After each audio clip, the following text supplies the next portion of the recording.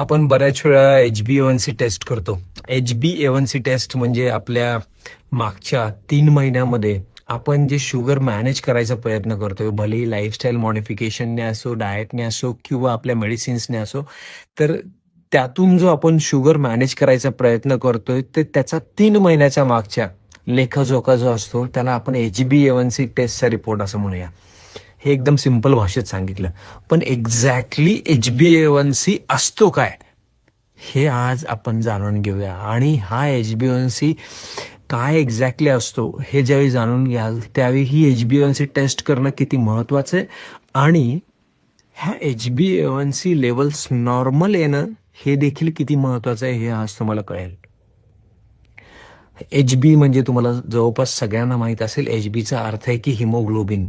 आणि हिमोग्लोबिन हे आपल्या रेड ब्लड सेल्समध्ये आढळतं, म्हणजे लाल रक्तपेशी ज्या आहेत त्याच्यामध्ये हे हिमोग्लोबिन आढळतं. एका रेड ब्लड सेलमध्ये जवळपास 270 मिलियन हिमोग्लोबिन मॉलिक्युल्स असतात.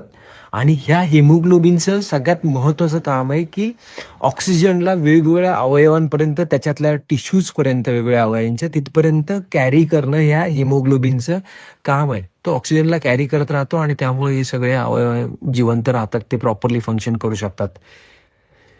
तर हा जो हिमोग्लोबिन आहे त्याचे 3 मेजर प्रकार आहेत. तर त्यातला HbA1 हा सगळ्यात जास्त आढळणारा प्रकार आहे, जो जवळपास 95% असतो. HbA2 जवळपास 4% आसपास असतो आणि HbF नावाचा एक प्रकार आहे जो 1% असतो. त्यामुळे आपण जे विचार करतो, ज्यावेळी टेस्ट करतो, त्यावेळी हा HbA1 या प्रकारालाच टेस्ट करतो, कारण तो जास्तीत जास्त प्रमाणात जवळपास 95% हाच HbA1 आढळून येतो. तर इथं काय आहे की आपल्या ब्लडमध्ये ज्या काही शुगर लेवल आहेत, ग्लुकोज आहे, त्या ग्लुकोजची एक टेंडन्सी असते की ते प्रोटीनला जाऊन बॉन्ड होत असतो. आणि हे जे प्रोटीन बरोबर बॉन्डिंग असतं आपल्या ग्लुकोजचं, ते जनरली रिव्हर्सिबल असतं, म्हणजे पुढे जाऊन हे बॉन्ड ब्रेक पण होत असतात. मात्र हा जो ग्लुकोज मॉलिक्युल आपल्या शुगर मॉलिक्युल जो आहे किंवा त्याला ग्लुकोज मॉलिक्युल म्हणून, तो जो आपल्या ब्लडमध्ये आहे, तो जेव्हा हिमोग्लोबिनला अटॅच होतो, हिमोग्लोबिन हे देखील एक प्रोटीन आहे, तर जेव्हा हे ग्लुकोज आपल्या हिमोग्लोबिनला अटॅच होतं, त्यावेळी हा बॉन्ड जो असतो इरिव्हर्सिबल बॉन्ड असतो, तो ब्रेक होऊ शकत नाही. अशा प्रकारचा बॉन्ड बनलेला असतो हिमोग्लोबिन बरोबर या ग्लुकोजचा. तर हे हिमोग्लोबिन असतं कुठं, आरबीसी मध्ये. त्यामुळे आरबीसी मध्येच हे ग्लुकोजचे ह्या हिमोग्लोबिन बरोबर बॉन्ड बनत असतात. आणि आपल्या आरबीसी जे आहे, रेड ब्लड सेल, याचं जे लाईफ स्पॅन जे आहे, त्याचं जे टोटल आयुष्य आहे आरबीसीचं एका, ते आहे 120 दिवस. साधारणतः एका नॉर्मल कंडिशनच्या व्यक्तीमध्ये 120 दिवसाच्या आसपास त्याचं लाईफ असतं त्या आरबीसीचं. त्यामुळं हा बॉन्ड देखील HB बरोबर, म्हणजे हिमोग्लोबिन बरोबर त्या ग्लुकोजचा जो बॉन्ड बनलेला आहे, तो देखील 120 दिवसाच्या आसपासचाच असतो. त्यामुळंच HbA1c टेस्ट ह्या 120 दिवसात, म्हणजे 3 महिन्याच्या आतमध्ये एकदा केल्या पाहिजेत असं असतं. तुम्ही 4 महिन्यापूर्वीचं शुगर चेक करण्यासाठी, तो लेखाजोखा चेक करण्यासाठी तुम्ही HbA1c टेस्ट करू शकत नाही, कारण आपल्या आरबीसीचं लाईफच 120 दिवस असतं. त्यामुळे 120 दिवसात काय घडलंय मागच्या, हे त्या आरबीसी मध्ये सगळं आपल्याकडं सगळं रेकॉर्ड भेटतं. तर आता काय होते की ज्यावेळी आपल्या ब्लडमधल्या शुगर लेवल वाढत जातात, तेव्हा ह्या ब्लडमधला जो ग्लुकोज मॉलिक्युल आहे, तो या हिमोग्लोबिनला अटॅच होण्याचं प्रमाण वाढायला लागतं. जिथं थोडेफार 1-2 मॉलिक्युल जिथं अटॅच झाले पाहिजेत किंवा 3-4 मॉलिक्युल्स अटॅच झाले पाहिजेत तिथे ग्लुकोजचे त्या हिमोग्लोबिन बरोबर, तिथं कित्येक पटीनं ते मॉलिक्युल्स तिथं अटॅच व्हायला लागतात. आणि ह्याच अटॅचमेंटला, ह्याच बॉन्डला ज्यावेळी आपण टेस्ट करतो लॅबोरेटरीमध्ये, ज्याला आपण HbA1c टेस्ट म्हणतो, त्याच्यामध्ये हे आढळून येतं की किती प्रमाणात हा ग्लुकोज तुमच्या हिमोग्लोबिनला जाऊन अटॅच झालेला आहे, किती त्याचं प्रमाण आहे. आणि त्याच आधारावरती आपल्याला कळतं की या 3 महिन्यामध्ये किती प्रमाणामध्ये आपली शुगर लेवल वाढत चाललेली, तो जो 3 महिन्याचा जो लेखाजोखा आहे, तो त्याच्यामध्ये आढळून येतो.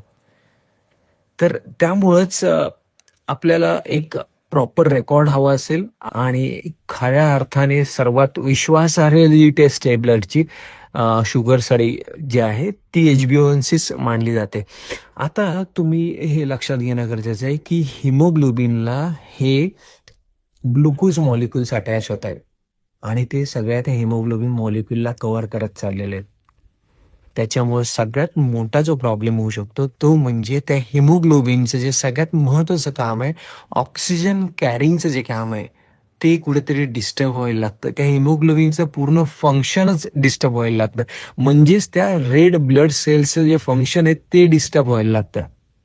आता हा विचार करा की तुम्हाला जिथं जेवढे ग्लुकोज मॉलिक्युल्स त्या हिमोग्लोबिनला अटॅच व्हायला पाहिजेत, त्याच्यापेक्षा जर खूप जास्त प्रमाणात तिथं अटॅच व्हायला लागले, तर ऑक्सिजन कॅरिंग कॅपॅसिटी जर तुमच्या हिमोग्लोबिनची कमी झाली, तर सरळ सरळ एक प्रॉब्लेम तो दिसून येऊ शकतो. तो म्हणजे हायपॉक्सिया. तुम्हाला शरीराला जेवढ्या प्रमाणात ऑक्सिजन तुमच्या अवयवांना, टिश्यूजला पोचलं पाहिजे ते पोचणार नाहीये. त्यामुळे हायपॉक्सिया नावाची कंडिशन क्रिएट होऊ शकते. म्हणजे आपल्या टिश्यूजला ऑक्सिजन कमी पडलं तर डेफिनेटली मग तिथं टिश्यू नेक्रोसिस देखील सुरू होऊ शकतं. त्यामुळेच डायबिटिक फूड डेव्हलप होण्यामागे हे एक कारण असतं. डायबिटिक फूड डेव्हलप होण्यामागे शुगर वाढल्यामुळे जी वेगवेगळी कंडिशन्स तयार होतात, त्यातलं हायपॉक्सिया ही एक कंडिशन आहे ज्याच्यामुळे डायबिटिक फूड डेव्हलप होतो.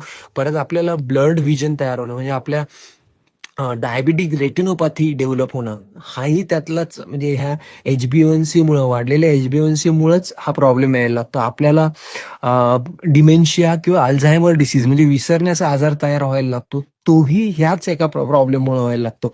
आपल्याला नर्व डॅमेज व्हायला लागतात म्हणजे न्यूरोपॅथी, आपल्याला हातापायांना मुंग्या यायला लागतात. त्याच्या मागे हे एक वन ऑफ द एक रिझन आहे. ही बरीचशी कारणं एकत्र येतात, मात्र त्यातलं एक रिझन हेही ठरतं. त्यामुळंच आपला HbA1c नॉर्मल ठेवणं हे आपल्याला खूप महत्वाची गरजेची गोष्ट आहे. आपण आपला HbA1c रेग्युलरली मॉनिटर करत राहा आणि तो कंट्रोल करण्यासाठी मेडिसिन्स बरोबरच आपल्याला आपलं लाईफस्टाईल मॉडिफिकेशन आणि डाएट या गोष्टी अतिशय महत्त्वाच्या ठरतात. मी माझा HbA1c 9.5 औषधं घेत असताना इथपासून जो रिव्हर्स केला, तो HbA1c 5.5 कोणत्याही प्रकारची मेडिसिन्स मागच्या 4.5 वर्षात घेतलेले नाहीयेत, इथपर्यंत रिव्हर्स केलेलं आहे. तर अशा प्रकारे जर मला शक्य आहे, मला एक आता मेडिसिन्स शिवाय एक लाईफ जगणं शक्य आहे, तर तुम्हाला देखील ते शक्य आहे. मी 7 वर्ष रोज 6 टॅबलेट खाल्लेले आहेत शुगर कंट्रोल करणाऱ्या आणि मागच्या 4 वर्षामध्ये 4-4.5 वर्ष झाले असतील आता, त्याच्यामध्ये एकही शुगर कंट्रोल करणारी मेडिसिन घेतलेली नाही आणि तरी देखील माझा HbA1c बिलो 5.8च असतो. हे मला जर शक्य आहे, तर तुम्हाला देखील शक्य आहे. पुढं भावी आयुष्यात येणारे जे कॉम्प्लिकेशन्स डायबिटीसमुळं, हे सगळे जर आपल्याला टाळायचे असतील, तर आपल्याला आपल्या लाईफस्टाईल मॉडिफिकेशनवरती, आपल्याला आपल्या डाएटवरती, एक्सरसाइज आणि मेडिसिन्स काय प्रमाण ह्या सगळ्या गोष्टींची हेल्प घेऊन आपल्याला आपला शुगर लेवल कंट्रोलमध्ये ठेवणं अतिशय गरजेचं आहे.